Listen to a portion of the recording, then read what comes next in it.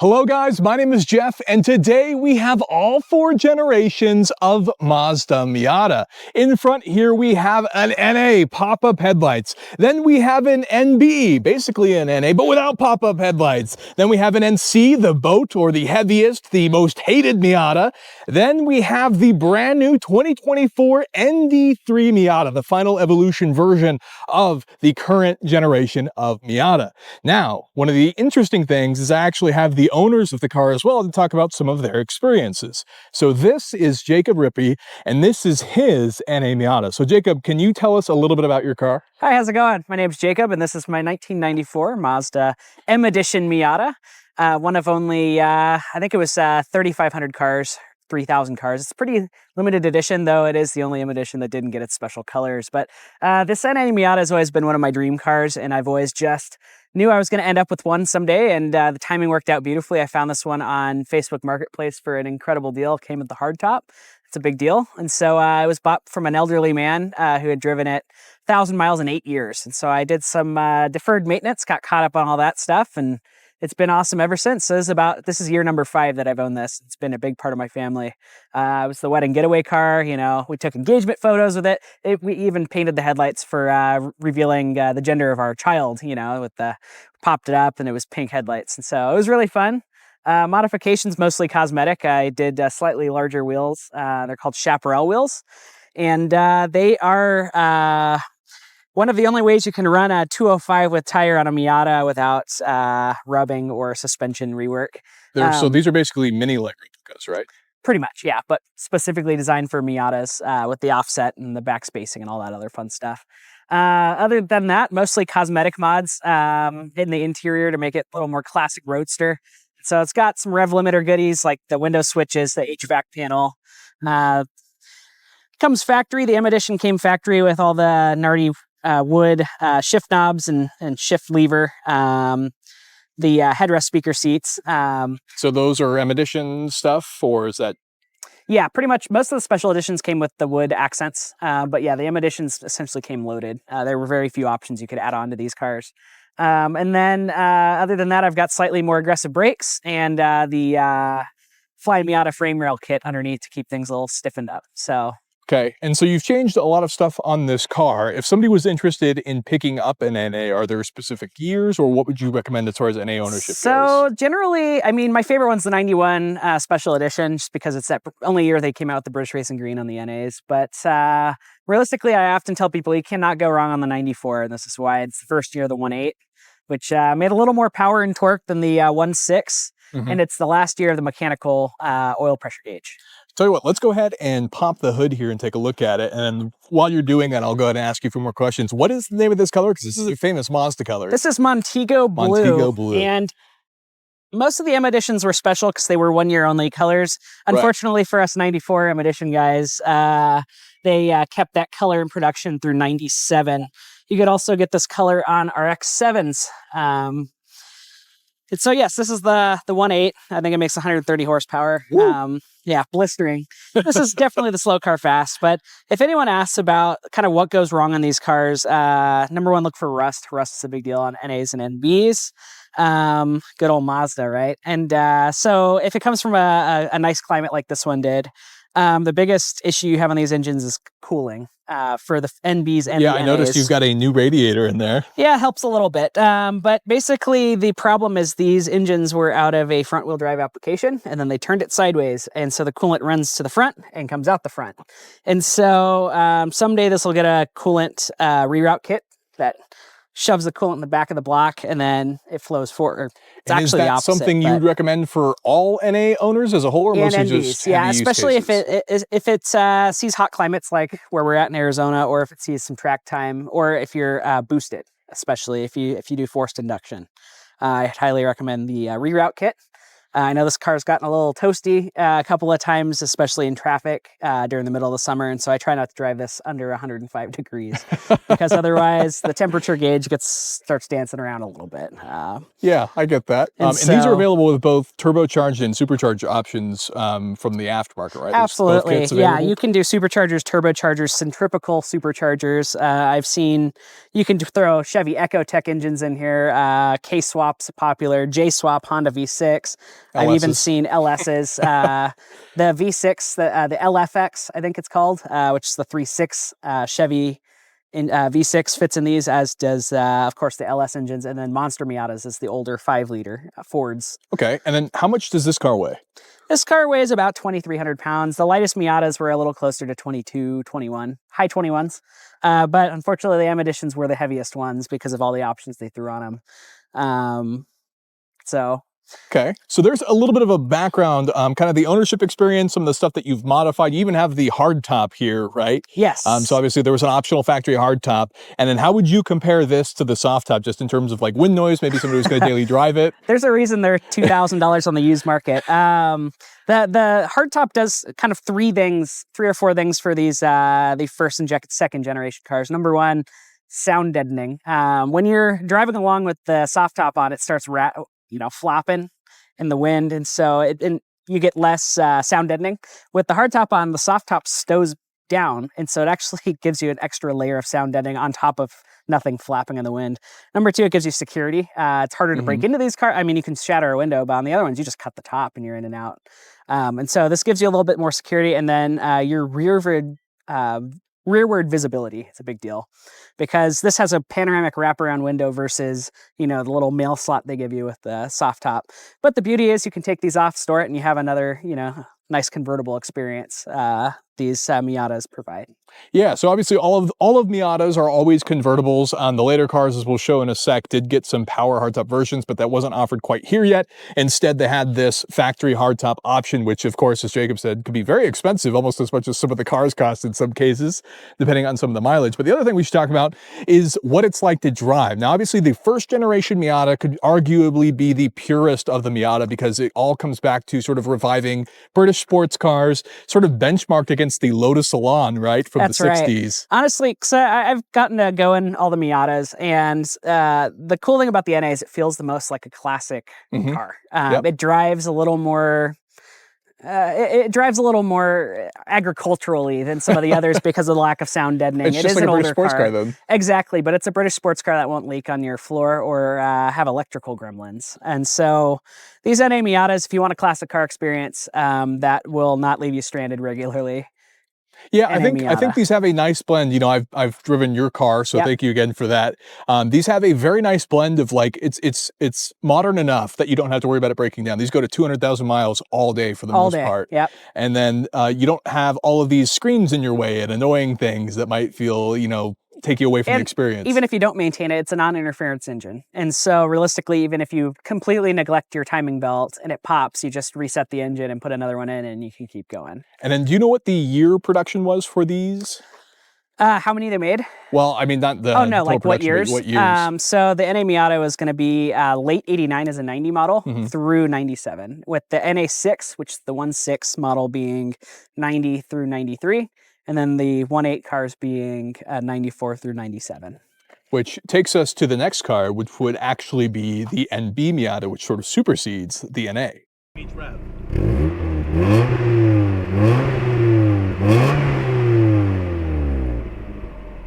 So next is the second generation, or NB Miata, and here is Duncan, the owner. Now, Duncan, tell us a little bit about what year this is, what we're looking at here as far as the NB, which is, I guess, for lack of a better word, is almost like an NA, right?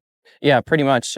This is just the NB1. It's 99 to 2000. This is highlight silver.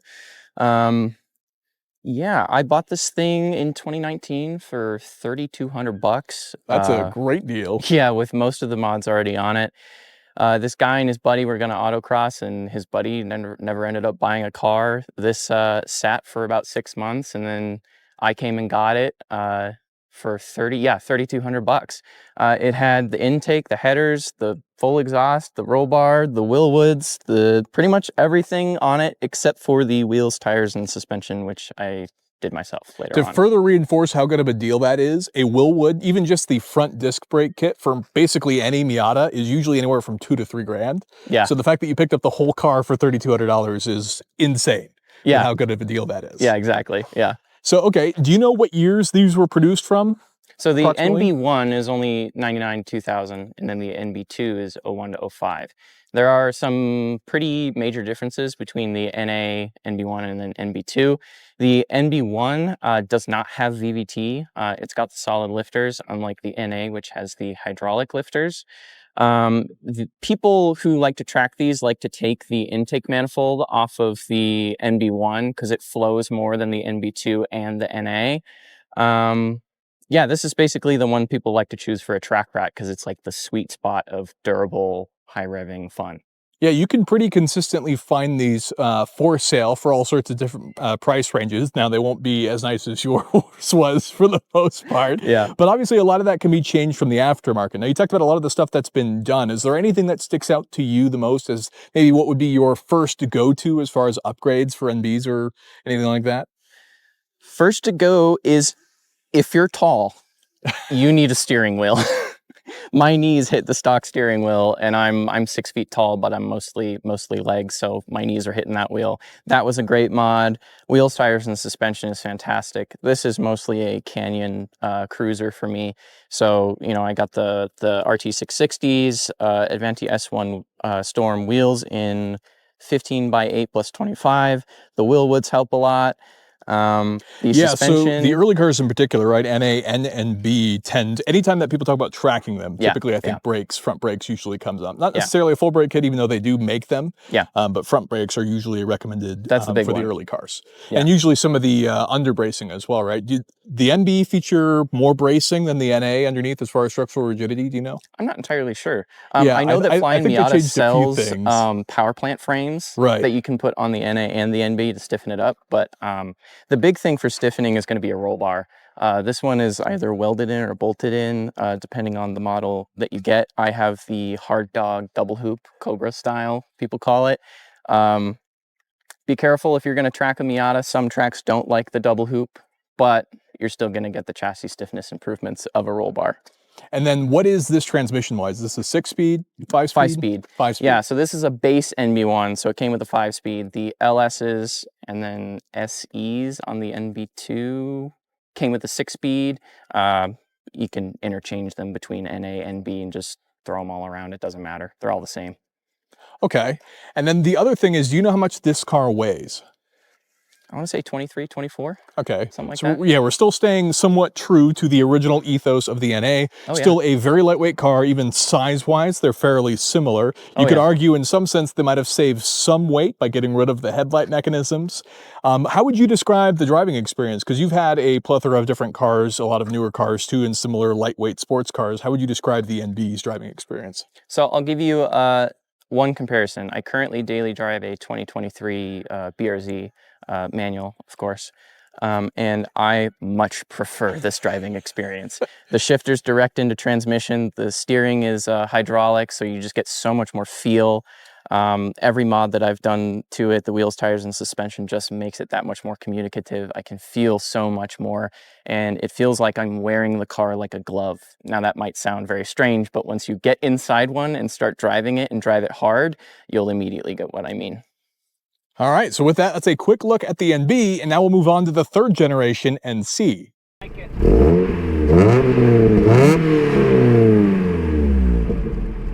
So now I'm on the other side of the camera because this NC is actually my car. So this is my 2006 Mazda Miata NC, also known as the third generation, the NC, or also the most hated Mazda Miata. And the reason for that is that the NC was actually developed on the RX-8 platform. Now we talked about how the NA and NB were essentially the same or similar cars. NB was updated, even some similar powertrain options. Well, here, this kind of rocked the boat as far as Mazdas were concerned. And they even went so far as to change from the 4-bolt pattern to now this has a 5-bolt pattern, again, sharing with the RX-8. Now, Fortunately, the folks on the Miata team for the NC didn't want this to be just a big, heavy copy of an RX-8, but maybe a convertible version. So fortunately, underneath, just about the only thing the NC shares with the RX-8 is the subframe. All of the control arms, even the actual assemblies for the hubs and everything, were all lighter here on the NC. So this is the heaviest Miata.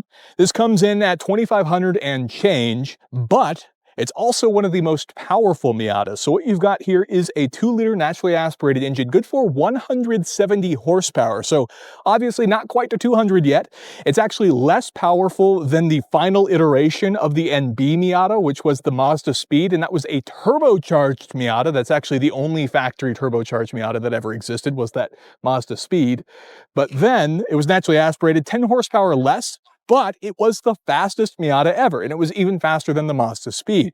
Now, this car has a 6-speed manual transmission. Overseas, they could be purchased with a smaller engine option, but here in the States, we only got the bigger 2-liter, which makes sense, all things considered.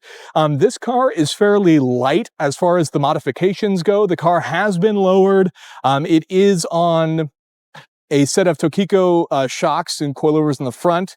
And then, of course, the wheels are still the factory 17-inch wheels. This is a Grand Touring car, so it also came with the limited slip differential in the rear, which was usually optional. Most of the base Miatas, which are usually like the sport trims in some of the newer cars, don't come with that. But ironically, the Grand Touring cars are more sporting with that limited slip. So it's a pretty nice car. I like everything about it. An exhaust so far, even though it's the biggest car, that makes it the most approachable for taller people. The NA and NB are often pretty small cars, and as you heard Duncan talk about, there are some space limitations needing to modify the steering wheel, which is fairly common. But here in the NC, this is the most room you'll find in any of the Mazda Miata interiors. So this one is much more popular with taller individuals. There's much more room, even more so than the newer ND that we'll show you in a sec that you get here. So I love this car. I take this thing on road trips all the time, and it's just a fun experience. So I can go ahead and pop the hood here too, so I could show you what's actually underneath there. And this car came with more luxuries. I would say some of the things that really aided in making this car heavier is the fact that you got more airbags and more safety features, and why it was a totally different car. The irony of that is this car also has RX-8 sway bars. It has the factory strut bars you can see there as well. The 2-liter turbocharger packages that exist and supercharger packages, which is pretty much common across the board. The biggest exception will be the ND, which we'll talk about as far as what's available in the aftermarket. But I love these cars. I think they're great for what they are. It's my favorite style. A lot of people call them the boats. The later facelifted models of the NC2s and NC3s would get that infamous smile. The NC1 doesn't quite have that, but I enjoy it for what it is. If I were to describe the car driving experience, it does feel a bit heavier than the other Miatas, but it still feels phenomenal. I love the way that this car drives. It's by far one of my favorite cars, and I would not trade anything else. I've considered selling some of the other cars I own because of this car and how well it drives.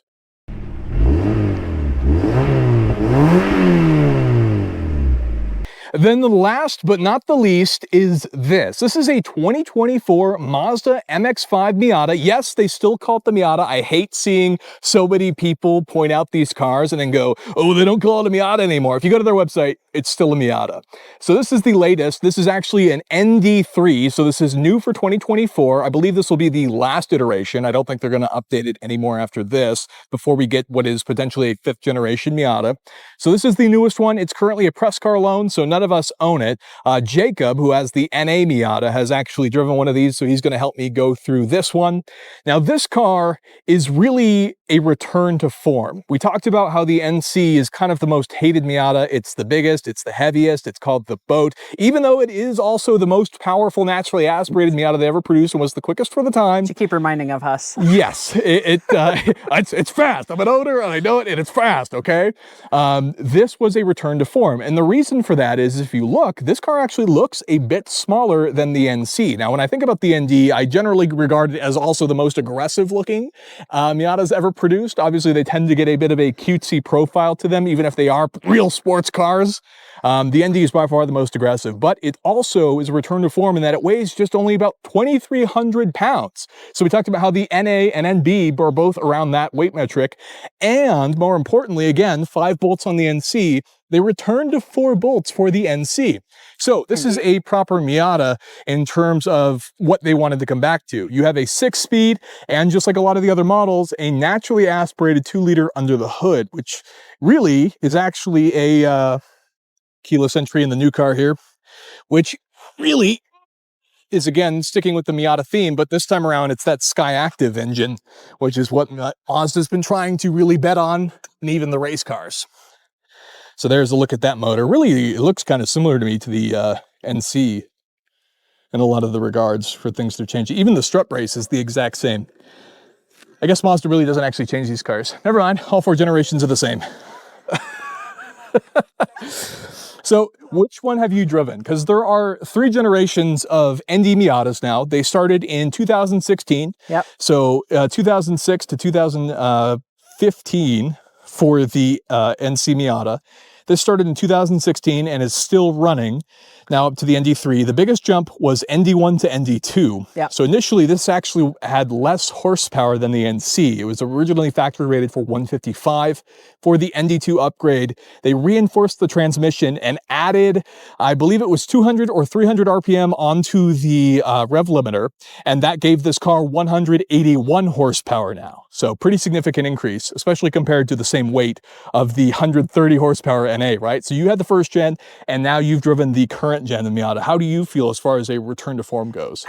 That's what I would agree, is it's a return to form. I mean, the Miata should feel like a comfortable pair of shoes, you know? Maybe it's not the best it's like a pair of Vans, you know? It's not good in any weather, let's be honest, unless it's perfect. It's not gonna be the most comfortable car to ride in, probably not even the most practical, but when you put them on, especially if they're worn a little bit, everything's all right in the world, you know? You put the top down, you feel like you're sitting on a park bench, you know? It's just a pleasant experience. And then you throw it in a corner and it gets even better. And I think that's the cool thing about the ND, is it follows kind of the line of the Miatas, but it actually dialed back the weight, which you have to think they have to put all the safety equipment, all this features, screens, things to keep it compliant with emissions. The fact that most cars get bigger, and the fact that they got smaller is almost a miracle in itself.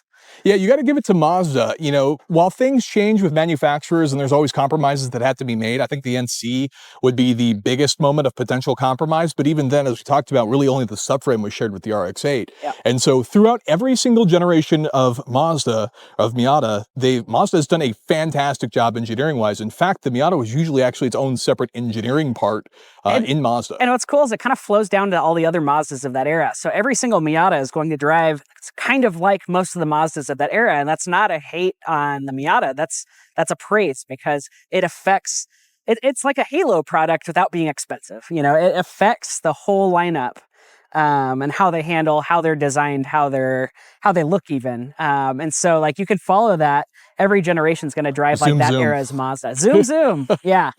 And so that's the cool thing about the ND, is it also not only affected, you know, the line of the Miata and going back to form, cutting weight, being excellent to drive, and quick as heck for what it is. Yeah, so this is obviously way faster than the NC, more power, and it's a lighter car. You save a couple 100 pounds in that regard. And you feel it. But on the other hand, I mean, it's also a fairly comfortable thing to ride in compared to some of the other Miatas. Not with, you know, the materials are premium. I'm not talking about like how you fit in it, because no Miata is going to be that spacious, even the NC. I would argue the NC, when I first got this car for the press load, and I hopped into this, I was like, whoa, this is way tighter. Yeah. The NC is by far the best. Like if you have to daily drive it, maybe you're going to take some road trips in the car. Oh yeah. NC is by far above and the best, most Grand Touring in nature, let's say. And even then, they all rev at 4,000 RPM to 80, so yes. Grand Touring is a stretch. These are even if that is the top trim, these are both Grand Touring trims. Yes, Grand Tour is a stretch with limited slips. But at the end of the day, you know, they're reliable. They're all reliable, efficient. Oh, absolutely. Enough, and they are just incredible in the canyons. They're zippy. They get around, and thank goodness they did this, because they could have gone so wrong in any of these generations, and they didn't. Yeah, it's important to point out that Mazda also offered basically all the Miatas with automatic transmissions. And the reason for that is there's technically 2 different buyers for the Miatas, right? You have us as enthusiasts, and there's those that just want a fun convertible. And at the end of the day, those are lovely for those people too. You know, I don't blame not that people. Fun to drive. Yeah, I mean, but they're more fun than a Sebring, you know? And so I get that, and they make excellent candidates to put a manual in someday. But it really comes down to like, if as an enthusiast, if you have never driven or experienced one of these cars, I feel bad for you, because you genuinely need to drive it to understand what the magic is. Yeah, I mean, in other words, what makes these cars special is not so much even the horsepower or the fastest car, it's the fact that every single one of these cars is focused about making an engaging engine, lightweight sports car with a short ratio manual transmission. And some of the changes are, as the generations moved up, while the NC is the heaviest, it actually has some of the most bracing that the Miata would ever see underneath, making it a significantly stiffer chassis. All of the bolt-ons you could add for an NB still wouldn't make it quite as stiff as the NC chassis. And even then forth with the ND is just more improvements on what Mazda's learned, because in fact there are actually Cup spec series for every single one of these Miata generations that you can compete with these cars.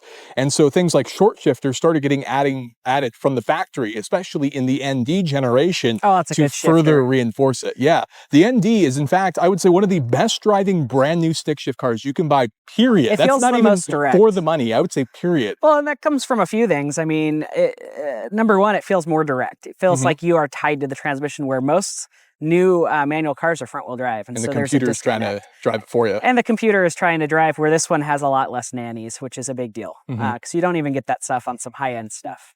Yeah, there is one other thing I wanted to talk about. Obviously, every single Miata is a convertible. We have the factory hardtop on the NA over there. There's aftermarket stuff for the other ones to add hardtops. But once you got to the NC and the ND, they added what they call power retractable hardtops.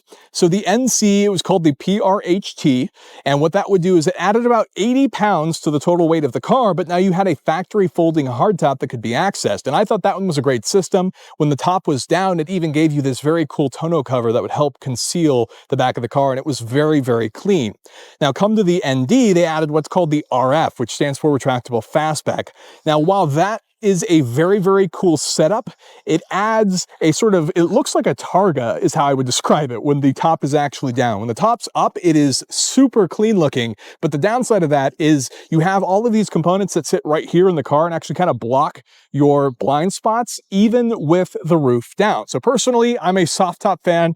I don't know about you, Jacob, but it's also the lightest, just for the sake of pure enjoyment. The RF, I believe, adds about 150 pounds of weight. I think that's part of the charm of the Miata, is it's a convertible first. And there's just something pleasant about just driving along on a nice night, you know, windows down, top down. You feel like you're sitting on a park bench. I think the regular car review guys kind of said that. I was like, yeah, that kind of tracks.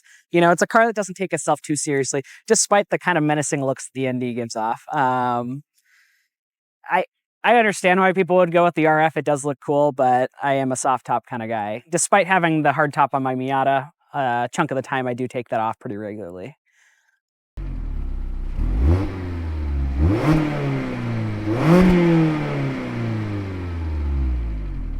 Okay, so as sort of a bonus round, now that we've run through all four cars, now we're actually going to talk about which ones are our favorites. So obviously we all kind of have different experiences with these cars. No. So now let's start. So we'll go one by one through the cars, and we'll figure out what we think of each car. So first, let's go to the NA, we'll pick where we would rank it 1 through 4. Number one. Number one, baby. All right. So I guess first, let's have Jacob, who owns the car. Where would you rank this car out of the 4? Number one. Number one. Number one. Okay, so you think it is the best out of all 4 generations so far? I think it best interprets the Miata's original mission of being a British roadster without the leaks. It was literally benchmarked on British roadsters, so hard to argue that. He's a biased purist. Don't listen to him. Okay, Duncan, where would you rank the NA Miata out of all 4 generations? I'm going to get so much hate for this, but I'm going to go third. Third. Okay. Third. Not as bad as I thought. You know what? I'm going to put it third too, I think, actually. Okay. Yeah. You know, I love the NA Miata. I think the pop-up headlights in particular are fantastic. You can't deny like the cult popularity of this car and why it's so popular. Deleting your names from my phone right now. So with that, as Jacob's quickly thinking about leaving, let's move on to the NB. So next we have the NB. Now this time I'll start with you, Duncan, because this is your car. Right. Where would you rank the NB out of all 4 generations? I'm obviously going to put that at number 1, and the reason is it is just you're a liar. No lies here. Honest truth. Number one, because it's just kind of a better NA with more livability, and that's my car. I love it. Okay, Jacob, where would you rank the NB Miata out of all four? Sorry, buddy. Number 4. Yep. Really? Unfortunately, It's an I would NA also Miata put without it. the charm. Yeah, unfortunately, I would also put it at number 4. People are so obsessed with those damn lights. The NB is ranked number 4. All right. Love you, The buddy. next is the NC Miata. Now, this is my car. I am 6 foot even, and so as a taller individual, I like the space in the NC. I've driven many road trips, and in my opinion, that is how you bond with a car's road trips, and this car has never done me wrong, knock on wood. And so I have to put the NC at number 1 for me. It's the most hated according to the whole Miata community, but I absolutely love my NC, and I will put it at number 1. Jacob, where would you rate the NC? Number 3. Number 3. And most people would put it number 4. You know, most of the Miata diehards. Yep. But I have a special soft spot for the NC since it was the first Miata experience I ever had. I got to ride with my aunt who had 12 kids in an NC Miata. Gives you all the information you need to know about that. But she, when I was in middle school, let me shift the car, which was my first experience kind of doing that and riding with the top down. And it was just too much fun. Start 'em young. Start 'em young. You know, that was my daughter's, one of her first words was Miata. So, 3rd place for me. All right, Duncan, where would you rate the NC Miata out of the 4 generations? I gotta go 4th. Ah, there he is. The difference between the NA, NB, and NC is just too much. They went to electronic throttle body with the NC, and I drove a friend of mine's last week, and it was just terrible compared to. But how much faster was it? It was significantly faster, yes. And how much bigger was the interior?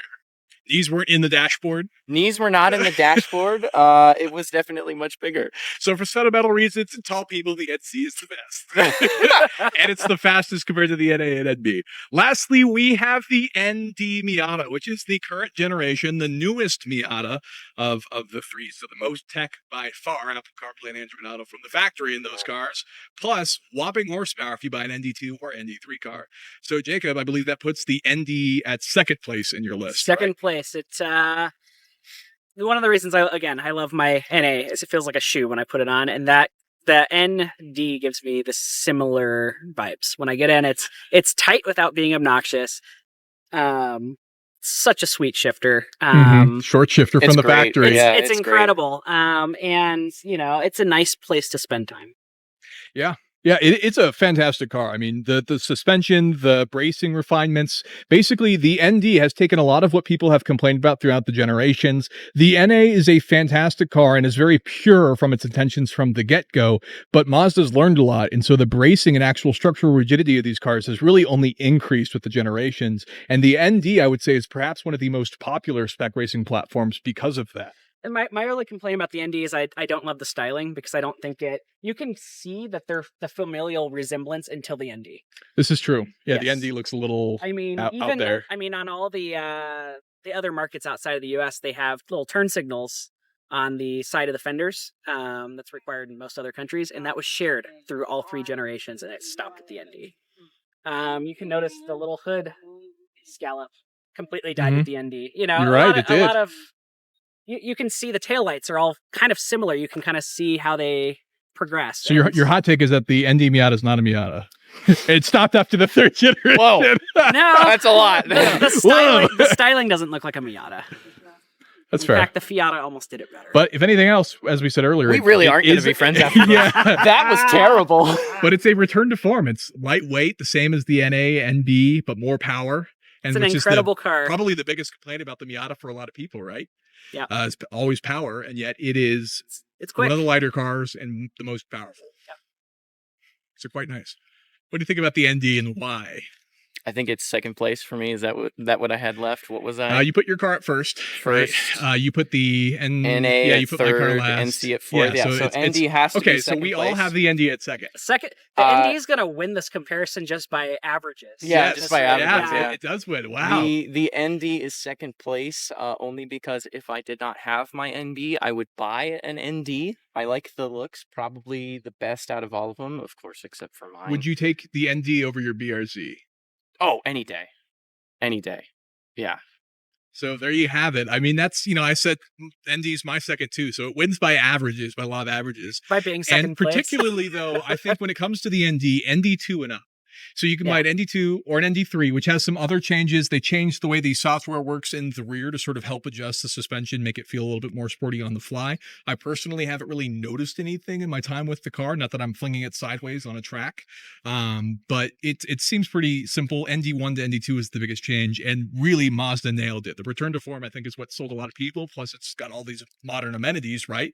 But really, at the end of the day, I think you guys will agree with me. I don't think there's really anything wrong with any of the Miatas. I think any Miata No, is a good it's Miata. all minute changes and personal preferences and how you Mhm. fit in the car. Like I was saying earlier, I did a steering wheel in mine to fit great, but otherwise the NB1 seats are nice and low. My head's not at the windshield level. Like Yeah. it's great. All Miatas are good Miata. Yeah, Agreed. so they're all great cars. Anybody that hates Miatas is probably somebody that just hasn't driven one Or yet, Lots doesn't of peop- fit. or is yeah. too tall. Lots of people hate them because they haven't driven them and think they're just cutesy tiny machines. My high school Drive buddy, one. Yeah. my high school buddy who's 6'7" probably doesn't have great memories of riding a But has he Miata. tried fitting in an NC? Can't say he has. Floor pan mod. Yeah, put the seats on the floor. Yes. Buy an NC. Just remove the floor. Yeah. Remove Yeah. Flintstones it. So there you have it. That is a quick look at all 4 generations of Miatas with some words and ownership insights from the people that own them. Feel free to let us know what down below you think about which of these 4 generations is your favorite. And of course, if you could leave a thumbs up for the video, I'd really appreciate it. Consider getting subscribed for more content like this in the future, and I'll see you guys in the next one.